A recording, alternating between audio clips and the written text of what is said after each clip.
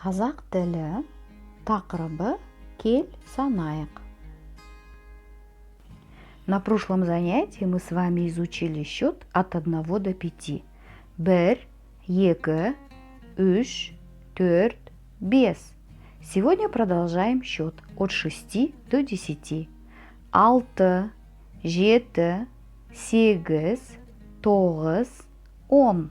Чтобы научиться считать от 1 до 10 на казахском языке, пропойте песенку. 1, 2, 3, 4, 5, 6, 7, 8, 9, 10.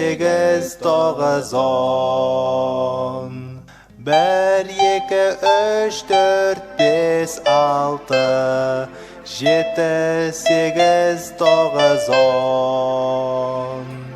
9, 10. 1, 2, 3, 4, 5, 6, 7, 8, 9, 10. 1, 2, 3, 4, 5, 6, 7, 8, 9, 10. Научились считать на казахском языке от 1 до 10? Давайте выполним задание. Сана, боя. Посчитай, раскрась. Считать надо на казахском языке.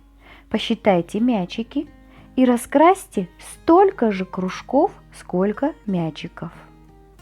Сана, бастыр, сыз.